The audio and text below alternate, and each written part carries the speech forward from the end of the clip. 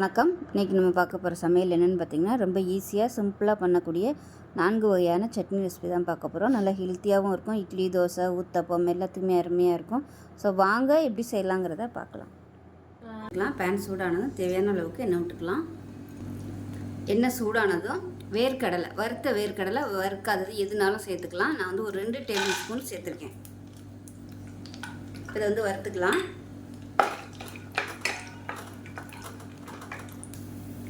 இப்போ வேர்க்கடலை நல்லா வறுபட ஆரம்பிச்சிடுச்சு. இதில் காரத்துக்கு தேவையான அளவு மிளகாய் சேர்த்துக்கலாம். இது வந்து குட்டி வரமிளகாயாக இருக்கிறதுனால நான் வந்து ஒரு 10 எடுத்திருக்கேன். இது கூடவே 2 பச்சை மிளகாயை உடச்சிட்டு சேர்த்துக்கலாம்.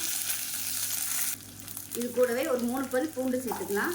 ஒரு கைப்பிடி பெரிய வெங்காயம் கட் பண்ணதை சேர்த்துக்கலாம். அது கூடவே ஒரு கைப்பிடி புதினா, ஒரு கைப்பிடி கொத்தமல்லி சேர்த்துக்கலாம். ஒரு கைப்பிடி கருவேப்பிலை சேர்த்துக்கலாம்.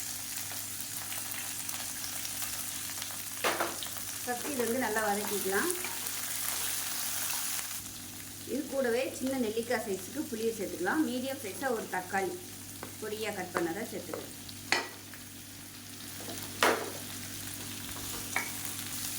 இப்போ இதுக்கு தேவையான அளவு உப்பு சேர்த்துக்கலாம். தக்காளி லேசாக வதங்க ஆரம்பிச்சிருச்சு. இந்த ஸ்டேஜில் 1 கப் அளவுக்கு சுரக்காய் விதையெல்லாம் எடுத்துகிட்டு தோலையும் எடுத்துகிட்டு கட் பண்ணி வச்சுருக்கேன். அதை சேர்த்துக்கணும். இந்த சுரக்காய் நல்லா வேகணும். ஒரு 2 நிமிஷம் வதக்கி விட்டுட்டு மூடி போட்டு மூடி வச்சிடலாம்.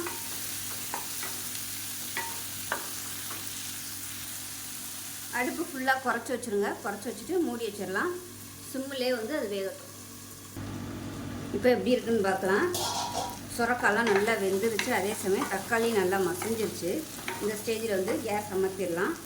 அமர்த்திட்டு ஒரு 2 ஸ்பூன் அளவுக்கு துருவின தேங்காய் சேர்த்துக்கலாம். உங்கள் சூட்லேயே வந்து தேங்காய் வதங்கிடும். லேசாக பரட்டி விட்டுது.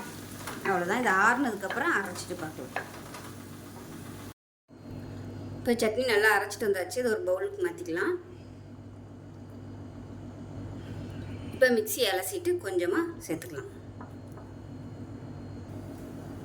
இப்போ இதை நல்லா கலந்து விட்டுடலாம். கெட்டியாக வச்சுக்கிறதுனாலும் வச்சுக்கலாம், தண்ணியாக வச்சுக்கிறதுனாலும் இந்த சட்னி வந்து வச்சுக்கலாம். இதில் வந்து சுரக்காய் சேர்த்துருக்கோன்னு சொன்னால் தான் தெரியும். அந்தளவுக்கு சூப்பராக இருக்கும். அந்த கடலைப்பருப்போட ஃப்ளேவர் நல்லா வரும். வேர்க்கடலை சேர்த்துக்கும் இல்லையா, அந்த ஃப்ளேவர் வந்து நல்லா சூப்பராக வரும்.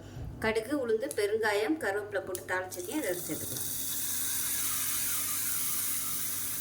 அவ்வளோதான். அருமையான சுரக்காய் சட்னி ரெடி ஆயிடுச்சு. லாஸ்ட் வீடியோவில் அது ஒரு மெத்தடில் போட்டிருக்கேன். ஸோ அதுவும் செஞ்சு பாருங்கள், இதுவும் செஞ்சு பாருங்கள். டேஸ்ட் நல்லா அட்டகாசமாக இருக்கும். இட்லி, தோசை, ஊத்தப்பம் எல்லாத்துக்குமே அருமையாக்கும். கன்சீவாக இருக்கிறவங்களுக்கு கைகால் வீக்கம்லாம் வரும். அந்த மாதிரி வீக்கம் இருக்கும்போது இந்த சுரக்காய் சட்னி சாப்பிட்டிங்கன்னா உங்களுக்கு அந்த நீர் எல்லாமே வெளியே வந்துடும். கெட்ட நீர் உடம்புல இருந்தாலும் வெளியே வந்துடும். உடல் எடையும் குறைக்கும். சுகரும் நல்லா கண்ட்ரோல் பண்ணும். சுகர் கண்ட்ரோல் பண்ணுறதுல சுரக்காய் ஜூஸ் வந்து சாப்பிட சொல்லுவாங்க. சுரக்காய் ஜூஸும் சாப்பிடலாம். காலைல வெறும் வயிற்றில் எடுத்துகிட்டு வந்தீங்கனாலும் நல்லா கண்ட்ரோலுக்கு வரும். இந்த மாதிரி நம்ம சட்னியாக வச்சு சாப்பிட்டோம்னாலும் நல்லா ஹெல்த்தியாக இருக்கும். இதில் போட்டிருக்க வெங்காயம், தக்காளி, பூண்டு, கருவேப்பிலை, கொத்தமல்லி எல்லாமே வந்து நல்ல ஒரு ஹெல்த்தியான பொருட்கள் தான். அதனால் வந்து சுகர் லெவல் ஏறாது. ஸோ அதோடு நம்ம இந்த சுரக்காயை சேர்த்து பண்ணும்போது இன்னுமே நல்ல ஒரு ஆரோக்கியமாக இருக்கும். ஸோ செஞ்சு பாருங்கள். செஞ்சு பார்த்துட்டு எப்படி வந்துச்சுங்கிறத சொல்லுங்கள். வீடியோ பிடிச்சிச்சுன்னா லைக் பண்ணுங்கள், கமெண்ட் பண்ணுங்கள், சேனலை சப்ஸ்கிரைப் பண்ணுங்கள், பக்கத்தில் உள்ள பெல் பட்டனையும் ப்ரெஸ் பண்ணுங்கள். நன்றி. நீ எப்படி செய்யலாங்கிறத பார்க்கலாம். இப்போ ஒரு பேன் எடுத்துக்கலாம். தேவையான அளவுக்கு எண்ணெய் விட்டுக்கலாம்.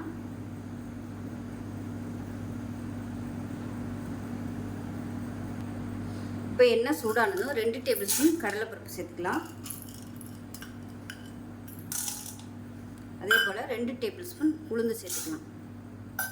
இப்போ இது லேசாக சவந்து வரட்டும். இப்போ பருப்பு எல்லாமே பொரிய ஆரம்பிக்குது. இது வந்து 10லேருந்து 12 சின்ன வெங்காயம் சேர்த்துக்கலாம். அது கூடவே ஒரு 4 பல் பூண்டு சேர்த்துக்கலாம். காரத்துக்கு தகுந்த மாதிரி வரமிளகாய் சேர்த்துக்கோங்க. நான் வந்து ஒரு 10 வரமிளகாய் சேர்த்துக்கிறேன். இது வந்து ரொம்ப சின்னதாக இருக்கிறதுனால 10 எடுத்துருக்கேன். அதே போல் ஒரே ஒரு பச்சை மிளகாய் உடச்சிட்டு சேர்த்துக்கோங்க. முழுசாக சேர்த்திங்கன்னா முகத்தில் தேய்க்கணும். அதே போல் ஒரு கைப்பிடி கருவேப்பிலை, ஒரு கைப்பிடி கொத்தமல்லி. இது எல்லாமே நல்லா வதங்கட்டும். இது கூடவே 1/4 டீஸ்பூன் போல் மிளகு சேர்த்துக்கலாம். இப்போ இது கூடவே மீடியம் சைஸாக ஒரு தக்காளி சேர்த்துக்கலாம். இந்த சட்னிக்கு தேவையான உப்பு இதிலே சேர்த்துக்கலாம். அதாவது வெங்காயம் தக்காளி எல்லாமே நல்லா வதங்கும். இப்போ இது கூடவே 1 கப் அளவுக்கு சுரக்காய் சேர்த்துக்கலாம். விதையெல்லாம் எடுத்துட்டு தோலையும் எடுத்துருங்க, எடுத்துகிட்டு சேர்த்துக்கோங்க. பிஞ்சாக இருந்துச்சுன்னா விதையெல்லாம் எடுக்க வேணாம், அப்படியே தோலை மட்டும் எடுத்துகிட்டு கட் பண்ணி சேர்த்துக்கலாம். விதை இருந்துச்சுன்னா விதையை எடுத்துகிட்டு சேர்த்துக்கோங்க. இப்போ இது எல்லாமே நல்லா வதங்கணும், வதங்கட்டும். இப்போ காய் எல்லாமே வதங்கிருச்சு. இதில் 1 கைப்பிடி அளவுக்கு துருவின தேங்காய் சேர்த்துக்கலாம். இது வந்து சேர்த்து வதக்கணும்னு அவசியம் இல்லை, அமர்த்திடலாம். அமர்த்திட்டு அந்த சூட்லேயே வந்து அது வதங்கிடும். அவ்வளோதான். இது ஆறுனதுக்கப்புறம் அரைச்சிட்டு பார்க்கலாம். இப்போ பாருங்கள், சட்னி வந்து நல்லா நைஸாக அரைச்சாச்சு. இப்போ வந்து ஒரு பவுலில் சேர்த்துக்கலாம். இப்போ இதில் கடுகு, உளுந்து, கருவேப்பிலை, பெருங்காயம், ஒரே ஒரு வரமிளகா போட்டு தாளித்து வச்சுருக்கேன். இதை சேர்த்துக்கலாம் அப்படியே. அவ்வளோதான், அருமையான சுரக்காய் சட்னி ரெடி ஆயிடுச்சு. டயட்டில் இருக்கவங்களும் சரி, சுகர் பேஷண்ட்டாக இருக்கிறவங்களும் சரி, தாராளமாக இந்த சட்னி நீங்கள் எடுத்துக்கலாம். சிறுநீரக பிரச்சனை இருக்கிறவங்களும் இந்த சட்னி எடுத்துக்கிட்டிங்கன்னா உங்களுக்கு நல்ல நீர் வந்து நல்லா வெளியே போகும். அதே சமயம் உடல் எடையும் குறைக்கணும்னு நினைக்கிறவங்க இந்த சட்னி ரெகுலராக எடுத்துகிட்டு வந்திங்கன்னா உடம்புல உள்ள கெட்ட நீர் எல்லாமே வெளியேறிடும். ஸோ இட்லி, தோசை, ஊத்தப்பம் எல்லாத்துக்குமே அருமையாக இருக்கும். செஞ்சு பாருங்கள். செஞ்சு பார்த்துட்டு எப்படி வந்துச்சுங்கிறத சொல்லுங்கள். வீடியோ பிடிச்சிச்சின்னா லைக் பண்ணுங்கள், கமெண்ட் பண்ணுங்கள், சேனலை சப்ஸ்கிரைப் பண்ணுங்கள், பக்கத்தில் உள்ள பெல் பட்டனையும் ப்ரெஸ் பண்ணுங்கள். நன்றி. சட்னி எப்படி செய்யலாங்கிறத பார்க்கலாம். ஒரு பேன் எடுத்துக்கலாம். பேன் சூடானதும் தேவையான அளவுக்கு எண்ணெய் விட்டுக்கலாம். வெங்காயம் தக்காளிலாம் வதக்கணும், அதுக்கு தகுந்த மாதிரி எண்ணெய் சேர்த்துக்கலாம்.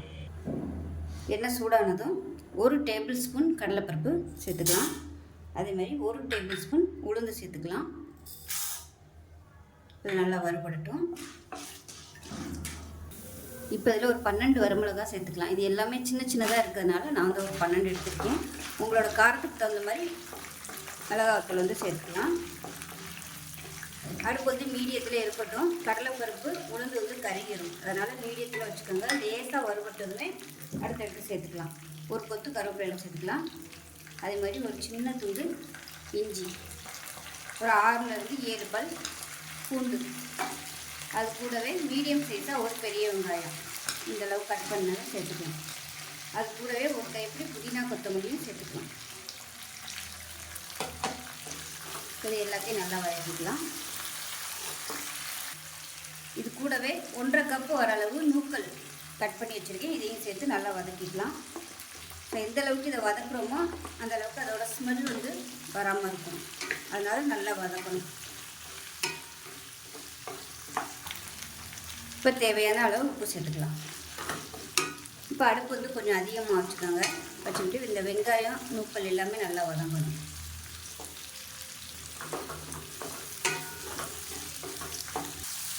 இப்போ நூக்கல் வந்து லேசாக வதங்க ஆரம்பிச்சிட்டு இந்த ஸ்டேஜில் மீடியம் சைஸாக 2 தக்காளி சேர்த்துக்கலாம்.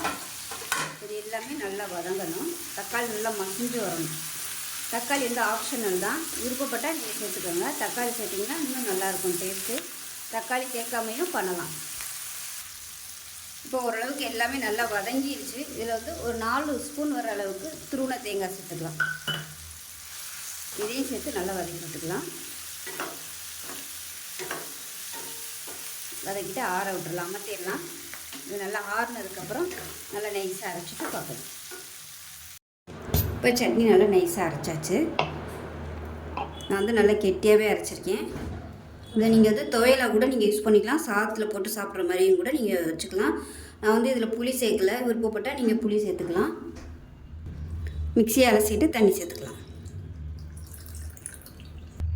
இதில் கடுகு, உளுந்து, கருவேப்பிலை, பெருங்காயம் போட்டு தாளிச்சிருக்கேன். இதை சேர்த்துக்கலாம்.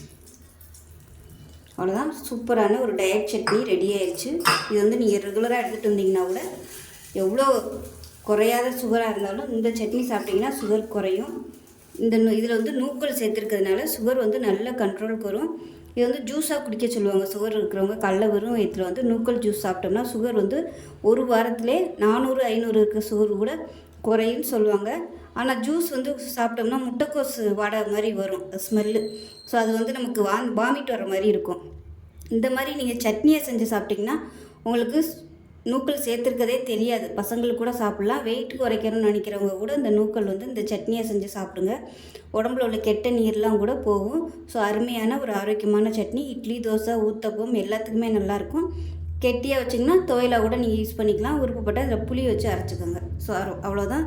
ஸோ செஞ்சு பாருங்கள். செஞ்சு பார்த்துட்டு எப்படி வந்துச்சுங்கிறத சொல்லுங்கள்.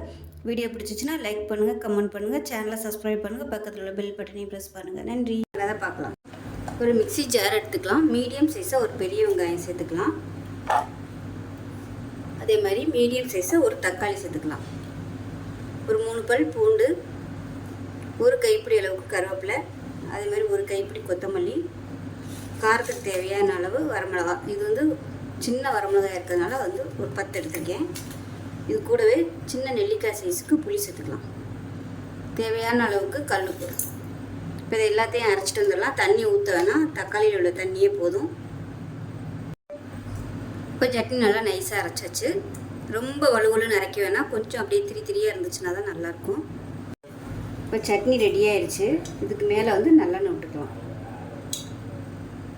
எவ்வளோ தேவையோ அந்தளவுக்கு நல்லெண்ணெய் விட்டு கலந்துக்கலாம். தாளிக்கணும்னு அவசியம் இல்லை, வெறும் எண்ணெய் மட்டும் விட்டு அப்படியே பச்சையாக சாப்பிட்டிங்கன்னா சூப்பராக இருக்கும். சுட சுட இட்லிக்கு அருமையாக இருக்கும். ஸோ செஞ்சு பாருங்கள். செஞ்சு பார்த்துட்டு எப்படி வந்துச்சுங்கிறத சொல்லுங்கள். வீடியோ பிடிச்சிச்சின்னா லைக் பண்ணுங்கள், கமெண்ட் பண்ணுங்கள், சேனலை சப்ஸ்கிரைப் பண்ணுங்கள், பக்கத்தில் உள்ள பெல் பட்டனையும் ப்ரெஸ் பண்ணுங்கள். நன்றி.